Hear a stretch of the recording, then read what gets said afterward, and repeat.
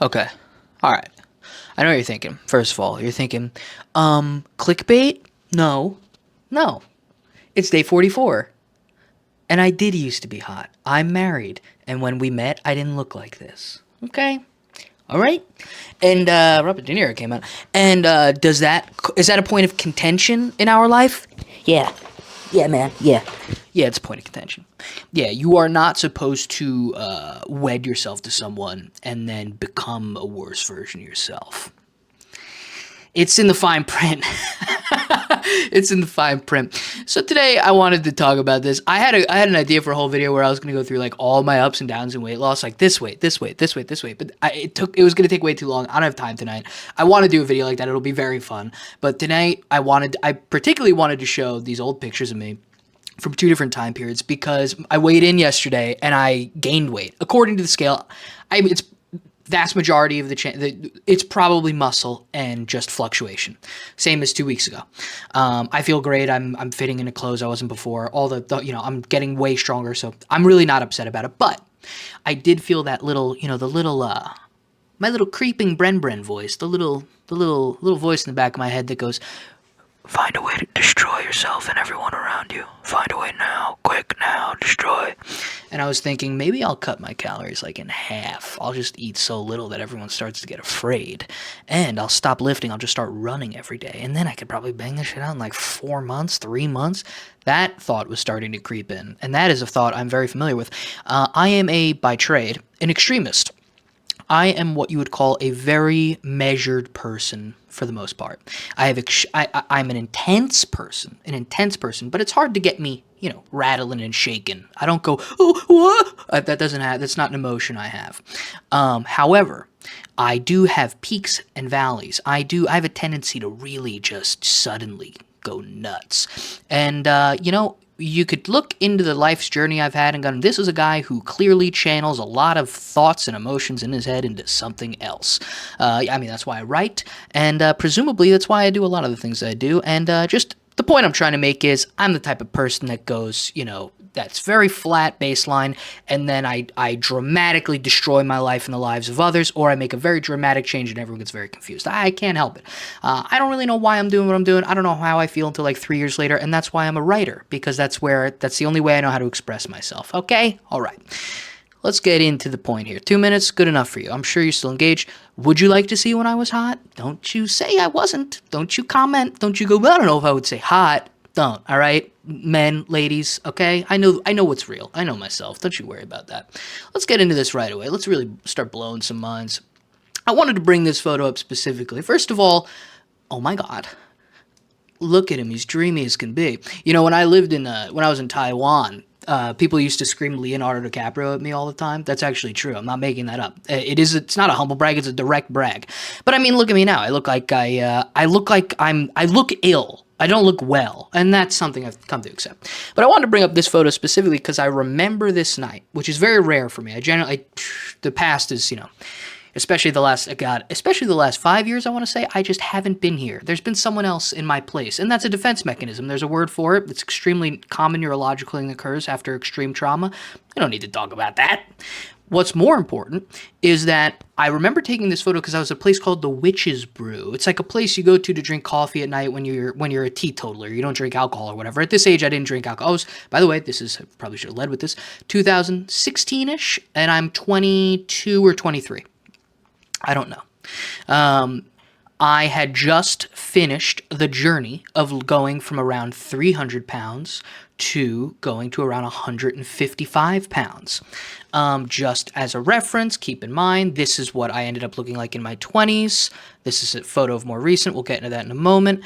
But this is what I looked like when I was growing up. I looked like this guy. Now, this guy, sorry it's a weird photograph, I hope you'll forgive me for that. Whoa, this guy was around 310 pounds. And I got heavier than this. You can kind of tell it's tough. I know it's a graduation gown. I wasn't really allowed to like walk a graduation. None of us were in my grade. We were a rough and tumble type of folk. And don't let this face confuse you. All right, I was a real savage.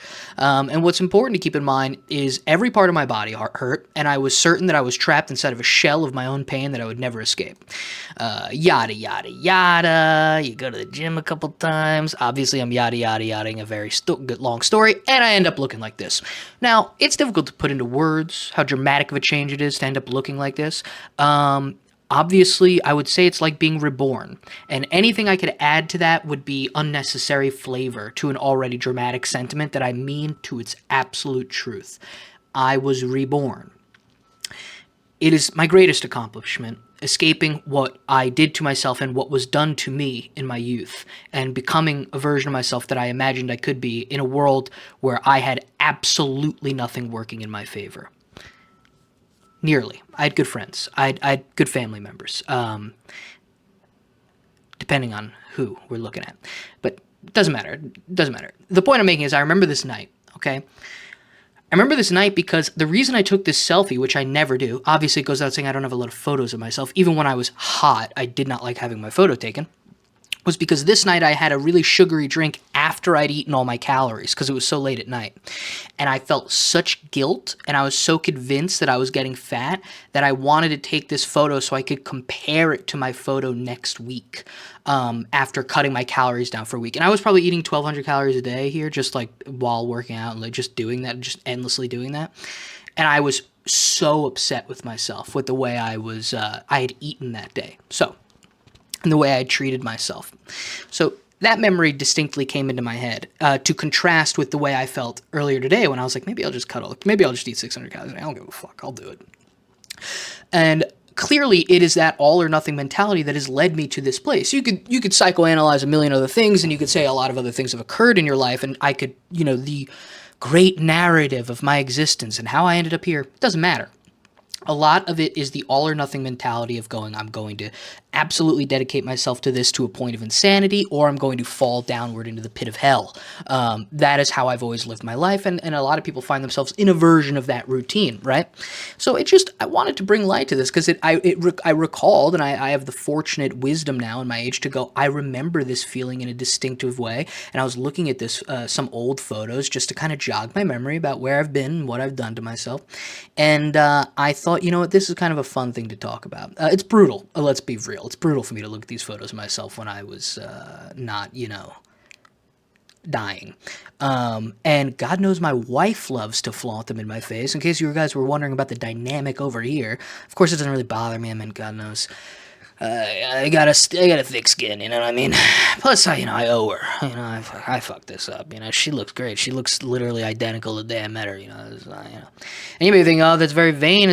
I'm actually a very shallow person. I always have been. But the point of the matter is, I really wanted to bring up one specific thing, one very salient point in this, and I think that it will be of some benefit to you. And while I have this photo here, I will also bring up this photo. And we'll have these two photos kind of existing. Dear Lord, I'm shit at this. Here. And I'll put myself in the middle. Why not? Yeah, look at this. So this photo is from 2020-ish, maybe 2021. All of these times are a genuine blur to me. I will not go into why. Now, this was after I had gained a lot of weight between these two photos. Fluctuations, up, down, up, down, up, down. And these were both periods of time where I remember distinctly feeling I am not yet who I'm supposed to be. Nothing matters except losing weight. Nothing matters except getting skinnier. Nothing matters except going to that point. I have spent, and this is an important point for you, as an audience member, I genuinely think maybe this will help someone. I have spent my entire life between periods of thinking that I was about to or on the way to become a full person, and the day has never come. You are a full person now. It's a trick you're playing on yourself. You're telling yourself that you have a magic trick to perform and that someday you will pull the rabbit out of the hat. But what will happen if you're not careful is you will suddenly be much older. Time will have passed and you will never have become that person. Because you are that person basically now. And the way you sculpt your body, while it will have a dramatic effect, it can't be the thing that makes you come alive. Because you will just find another reason why you're not alive when you get there. That's a lot to say.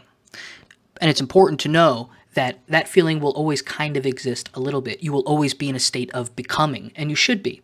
But the goal is to not presume that you are only a quarter alive. As I've said at some point in the past, I have given up on life-changing experiences because I felt I wasn't ready to leave the house.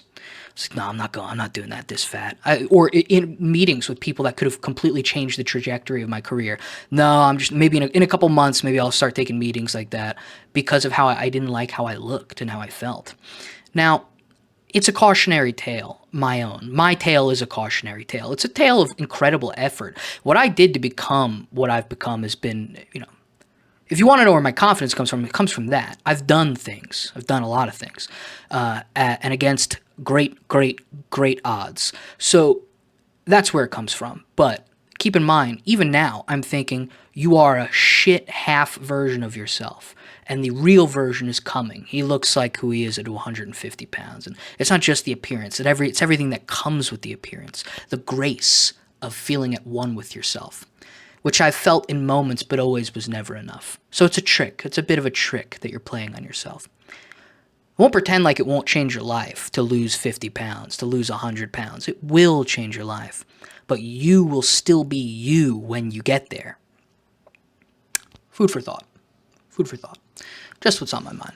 Also, maybe I wanted to flex. I got pictures where I look way better than this, too. I'll crack them out. When I do the video of how I gained and lost, and I do like a whole, literally like a line graph with photos, I'll invite my wife to that one. She'll comment on it.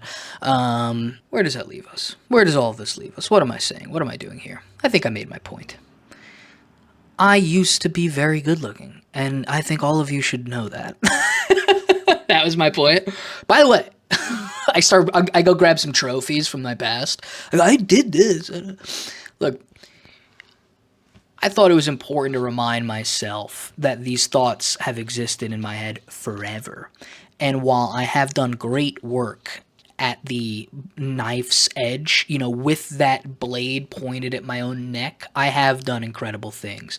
But that degree of pressure finds an exit space.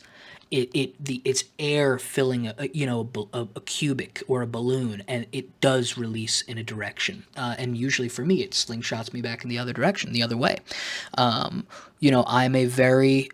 can be a very binary person. Very binary person. It's very rare I go, that's a good movie. It's all right. I usually go, that's the greatest movie ever made. Or I go, that movie sucks. It's one or the other for me. But of course, I have more complexities than that. And that's one of the reasons why people are not actually sincere on YouTube. Is that it's difficult to be honest without misrepresenting yourself, because I'm sure you know this about yourself. People are in incredible multitudes, and they're living contradictions. That's what a real person is. The people that are characters that they're playing on the internet that seem very righteous or one-sided, that's not how real people are. So it's difficult for me to say I'm this and I'm that, because I'm also the opposite of everything I say. Not that that's very helpful. But let's end this here. It's a short video today. Day 44. And I wanted to get this one out there. It made me laugh. It made me giggle. And I'm having a bit of fun. Like, comment, and subscribe. We will see you tomorrow. I will see you tomorrow. When I say we, the collective, whoever wants to be included in my we, you're there. All right?